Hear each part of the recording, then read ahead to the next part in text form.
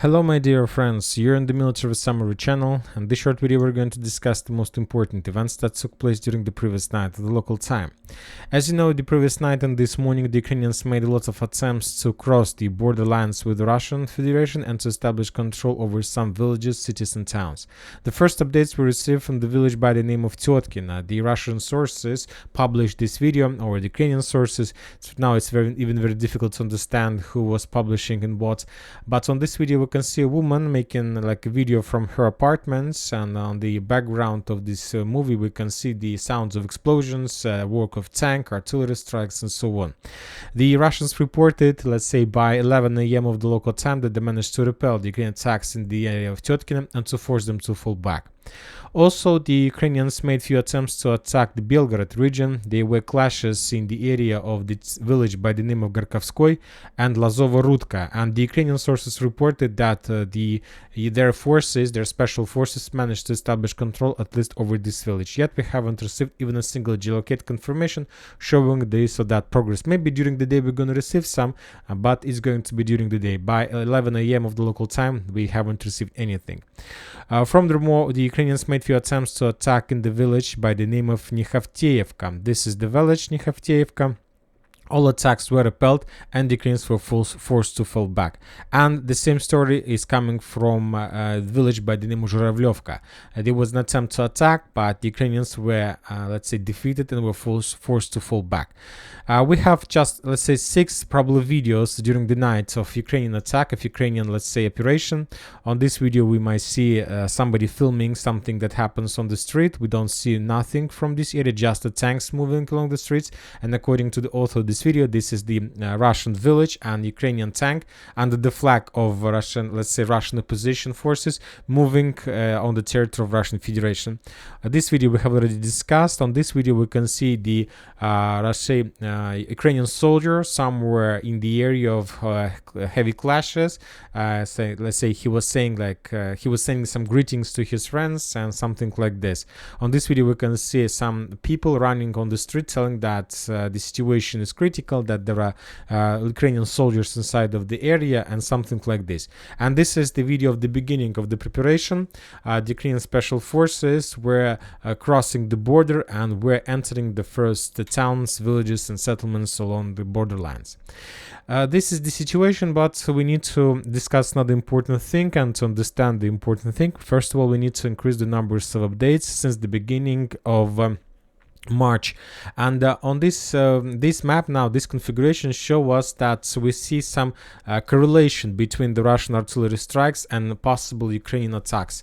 For example, when talking about Tyotkina, we see that during the previous few weeks, during the previous days, the Russians were bombing this area heavily. That means that the Ukrainian movements were revealed in this area, and the Russians knew for sure that they would try to attack Tyotkina. So there is no doubts the Russians were prepared for this attack. Now we are moving to Grayvarun area, and this is the area, if you remember, that the Russians, when the Russians managed to destroy, just yesterday we discussed significant number of concentration, accumulation of Ukrainian forces in some forests, and as a result of those strikes the Ukrainians had significant losses. So this area was attacked, and we see that Ukrainians were attacking almost from the same direction. During the previous days we also got lots of reports about Russian bombing this area. For example, this video we just received on the 4th of March. The Ukrainian team reconnaissance group entered, the Sabotage group entered the borderlands, and the Russians managed to discover them, and then the Russians bombed them and attacked these forces, and they were forced to fall back. So everything where we could see the Ukrainian activity during the previous days, now we see in the same area the Ukrainian attempts to attack. So everything is, let's say, correspond to each other. But there are a few important things from this logic. Yet we haven't received any Ukrainian activity on this direction. As you can see, during the previous 2 weeks, during the let's say early March, there were Russian activity, Russian strikes, but we still haven't received any videos of any attempt from the Ukrainian side to attack, which confirms either the Ukrainians are still waiting for better time, or maybe they're not planning to do this. And the same story is coming from Kupinsk's direction. We see lots of strikes from the Russian side, a lot of concentration. The Russians were using not just regular artillery or FPV drones, the Russians were using also RBK 500, the cluster aviation bombs, but yet we haven't received any activity from the Ukrainian side in direction of Russian territory. Once again, if you ask my opinion, what was that? What were we, let's say, following this morning? As I understand, that was just like a fake operations, sabotage, let's say, maneuvers or something like this, with the purpose to distract attention. Before something, either before something important, or there's not going to be anything at all. Just another attempt from the Ukrainian side to change the focus before the elections of the president of Russian Federation. And even if the Ukrainians are planning to do something, obviously they are going to do something in Odessa, Kherson direction, as was announced by the head of Ukrainian intelligence service Budanov. And once again, if something is going to happen, according to my understanding, this something is going to take place on the area of Kinburn and Tendraspits. Now we are moving to the situation on the ground. We have some geolocations and updates, and the most important updates are coming from Avdiivka direction.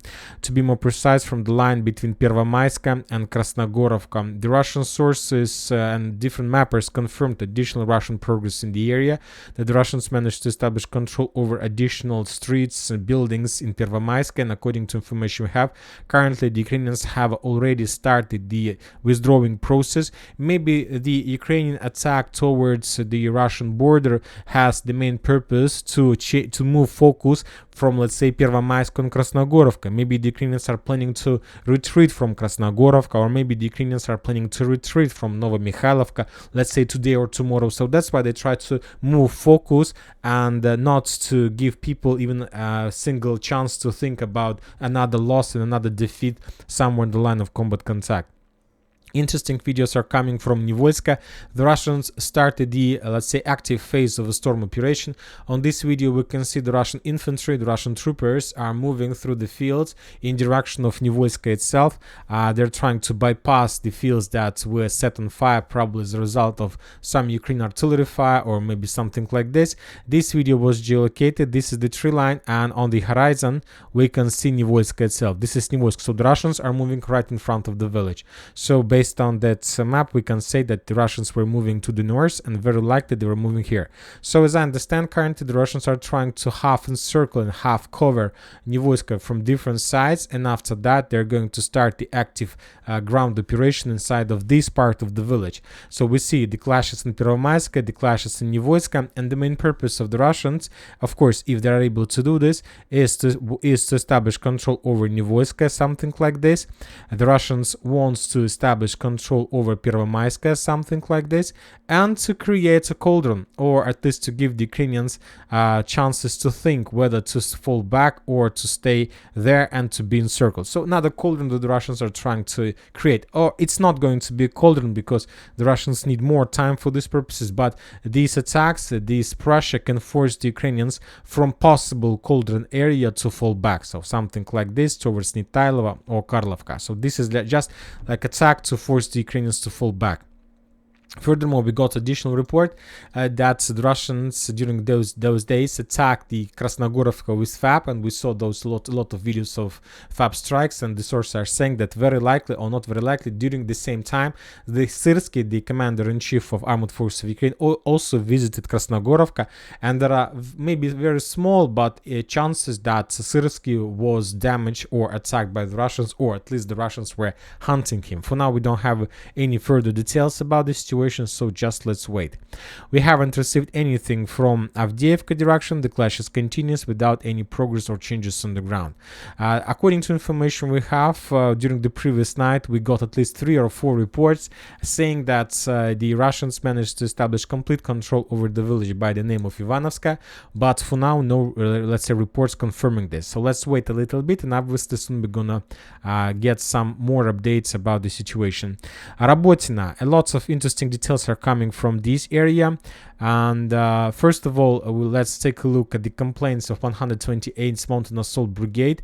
They're saying that their brigade, the entire brigade, has just 12 howitzer, all of which use Soviet caliber shells, which is very problematic for the Ukrainians. He says he would feel comfortable if he had 150 shells a day at his disposal, but often he has now just 20 or 30. So the situation is critical for the Ukrainians. And when talking about Robotina itself, today different mappers updated their maps showing additional control. So most of the mappers, reliable mappers, are saying that during the, let's say, fourth or third or fifth attempt of attack by the Russian side, from the Russians managed to take under control this part of the village, but the clashes are still continuous. So we'll see what is going to be next on this direction. During the previous night, the Russians bombed Orekhov heavily with FAP 1500. So there is like active phase of offensive from the Russian side. So that's why from one side they're attacking on the ground, from the other side they try to destroy the Ukrainian reinforcements and reserves that the Ukrainians received from Sabotage or from Dnipro area. About Kherson, no updates about the territory, and our favorite probably part, mobilization process. Another additional video of mobilization we received during the previous night. On this video, for example, we can see how the officers of Ukrainian army tried to mobilize 2 men, very strong men, and as you can see there was some resistance from their side, and at some moment the Ukrainian officers start spreading some gas in front of their eyes, and basically they were blocked and they lost any possibilities to resist, and basically they were captured. So this is the mobilization, this is the democracy in the Europe. And additional reports are coming from Kiev. The French president's visits to Ukraine has been postponed again. According to Politico, Macron's billing position is far from the opinion of the European leaders regarding the Ukraine conflict. Macron does not want to go to Kiev just like that, but will visit Ukraine when he discusses the situation with the colleagues and gets the result. And another important thing that probably he decided to change his opinion and to postpone his, let's say, visit after the NATO Secretary General Jens Stoltenberg advised French President Macron to consult on important issues with other members of the alliance. So maybe after that he made a decision to postpone the visit. Obviously the visit is going to take place, but probably Macron is going to have even better and stronger position after consultations with other NATO countries. And that's it for the short video. Military Summary channel reminds we condemn any violence in the world. Thank you for your watching. Subscribe to my channel, put your likes, join my Patreon, and have a good day. Bye bye.